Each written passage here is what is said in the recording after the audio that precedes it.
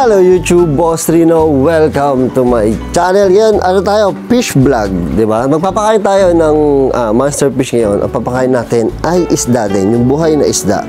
Yan, ito. Meron akong nabili sa pet shop ng mga feeders. So, meron talaga mga feeders na pinapakain sa mga monster fish. So, kasi yun yung nature nila talaga na kumakain sila ng mga isda na mas maliliit sa kanila. Pero bago lahat dyan, papakita ko muna sa inyo ang aking koi. Ayan, di ba? Ang gaganda niyan, mga koi na yan, oh. Daming halaman. Tapos meron pala akong ginawa. Sa mga nakapanood ng vlog ko, di ba, marami akong glow tetra, di ba? Pero yung glow tetra ko, tsaka yung monster fish ko, pinagpalit ko, di ba? So ito na yung glow tetra ko. Nasa baba na sila ngayon.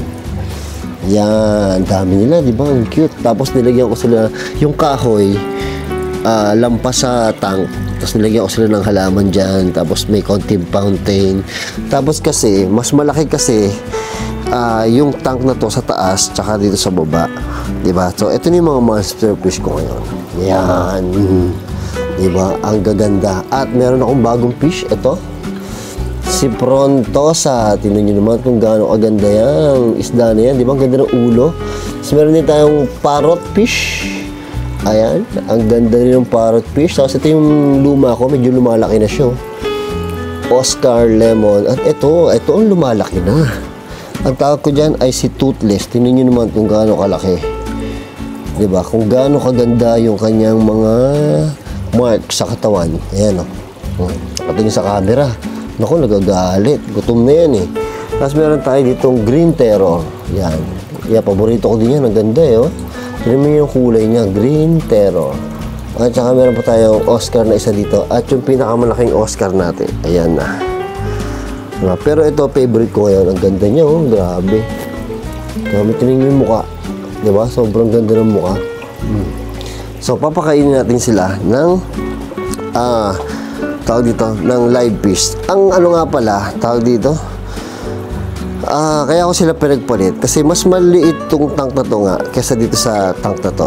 Tapos kawawa sila dito, sobrang siksikan nila dito. Oo, itong mga to mamamatay. Mas mahal tong mga isda na to eh, kaya dapat siguro mas okay sila. Tingnan nyo, medyo luwag sila dito, oh, di ba? Dati dito sikip nila dyan, siksikan na sila dyan. Tapos meron nga pala akong bagong tab dito. Kung natatandaan nyo, yung DIY kong yung DIY kong filter, ginawa ko na siyang parang setup ng outdoor setup na ganito. Nilagyan ko ng mga halaman, tingnan niyo ang ganda. Tapos meron siyang mga gapi. Molly pala yan. Tapos meron akong konting fountain dito, may halaman, diba? So meron ako setup dito. Ang ganda niya lalo pag umaga. So ayan, papakainin natin yung ating mga fish.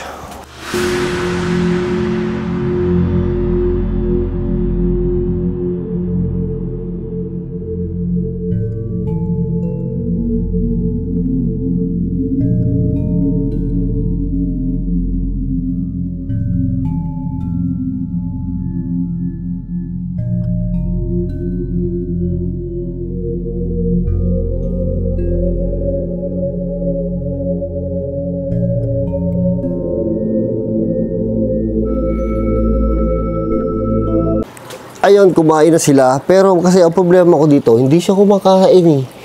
Hindi siya kumakain ng pellet. Dinuluwa niya. Tapos tinanong ko doon sa binilang ko, pinapakain daw ay worm. At saka pellet nga. Pero hindi siya nakain. Naagawan siguro siya itong mga to. Itong mga to. Medyo sensitive yata sa pagkain to eh. Tapos ito, hindi rin to nakakain. Kasi naagawan din siya nitong mga to. Ito kasi daw, ano pala yan, yung malabo ang mata. Hindi siya yung tipo, kailangan lumapit siya sa pagkain. Malapit sa kanya yung pagkain bago niya tukain. Minsan, nga yan eh, ang tawag dito, ang ginagawa ko dyan, sinusubukan ko, nilalapitan ko eh. Yung nakakatakot naman, baka makagat ako. Diba? So, ayan. So, papakainin ko ng worm. Meron akong worm dito. Titignan ko kung makakain sila. 2 araw yan hindi kumain kasi nag-uulan. So, kailangan ko na mapakain. So, papakainin ko pa ng worm. Ito yung worm. Talagang gano'n ng mga monster fish. Live talaga yan. Ito yung worm. So, papakain natin ito. Baka kumain yung Frontosa.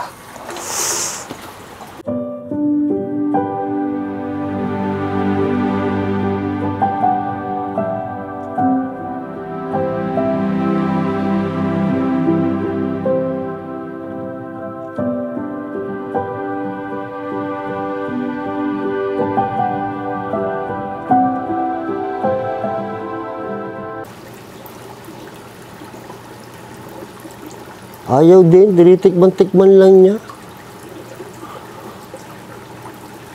Uy, ba't tayo mo kumain? Kumain kita. Ito. Mukhang kakain to. Mukhang kakain to. Tingnan natin ha, mukhang kakain. Ito, mukhang kakain to, isa na to. Kailangan talaga ilapit sa kanya yung worm eh.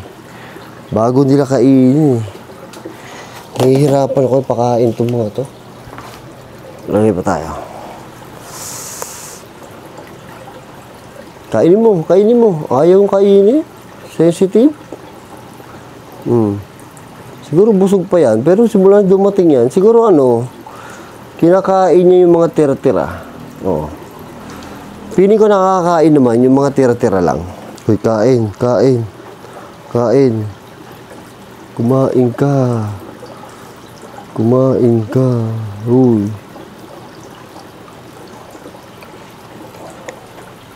Ito, tatry ko subuan yung Tatry natin subuan tong yung bichir.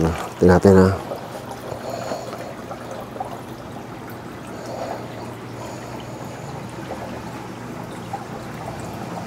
Kinaagawan talaga eh, nakakainis.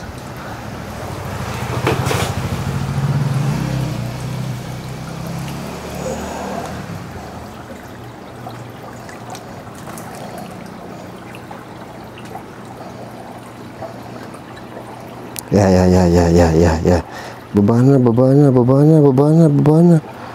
na. Uy, baba na. Aalis pa yan dyan. Baba na.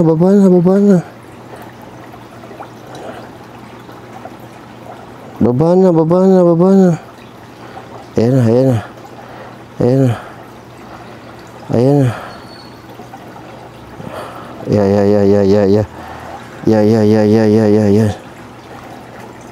Ya. Ay, lumayo. Ano ba yan? Hihirapan ako pakainin. Isa pa. Asa na? Oh, yun siya. Ang layo. Subukan ko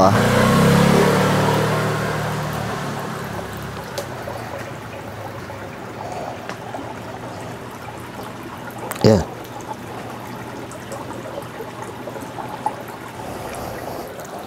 Kain. Ya. Malapit na siya doon. Ayaw talaga.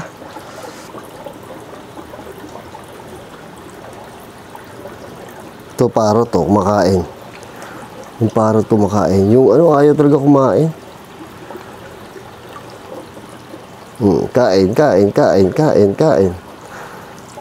Kain.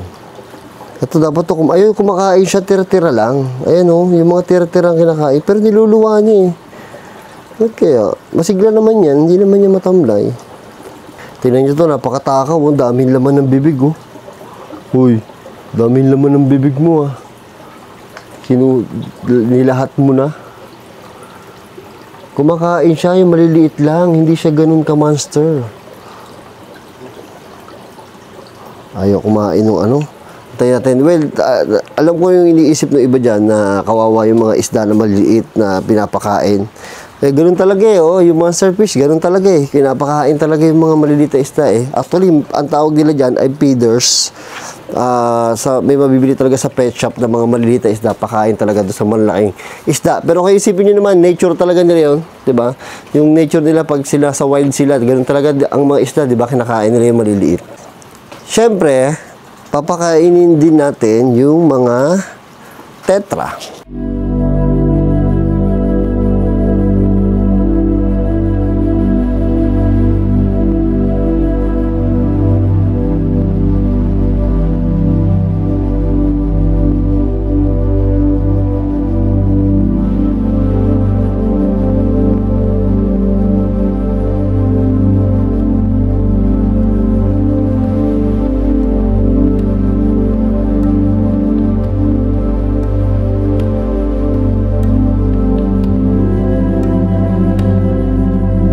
At syempre, hindi pwedeng natin papakainin natin yung may mga gown, yung ating mga koi, papakainin din natin.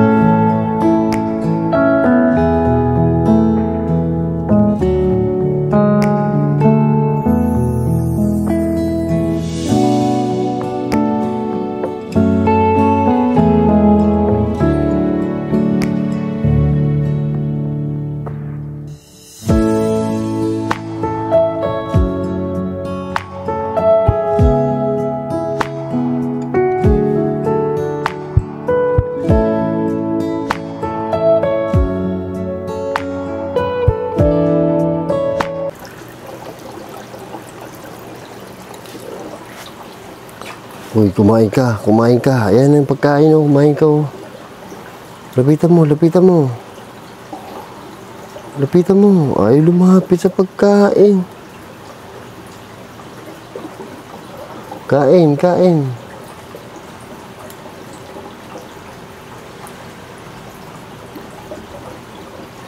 Yan. Lapit yan. Yan, lapit, lapit. Kain. Ayan ang pagkain, oh. Ayan, oh. Ayan, uod, oh. Uy, kain. Kumain ka, yan, uod, oh.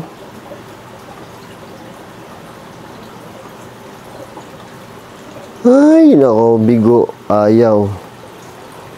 Andiyan, uod, oh. Ano, busog na kayo. Busog na iba. Yung janitor pa yung kakain yan.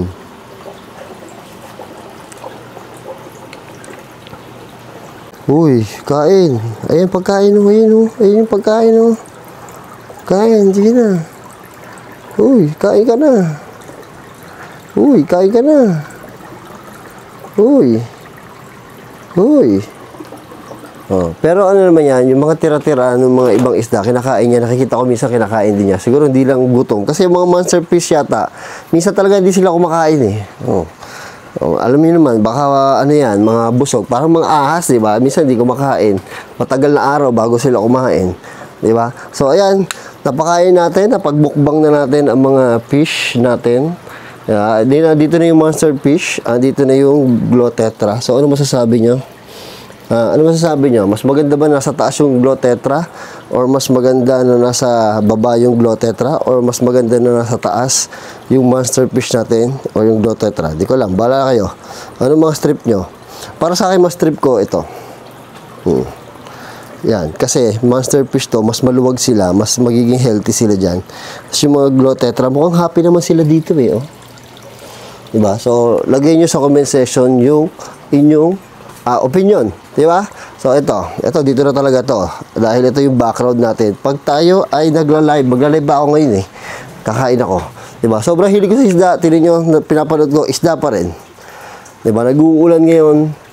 Kaya, live lang muna ako lagi. No? So, yan, thank you. At sinamahan nyo ako dito sa video na to. Napakainin ko yung monster fish at yung mga isda. So, yun, see you next video. I love you all.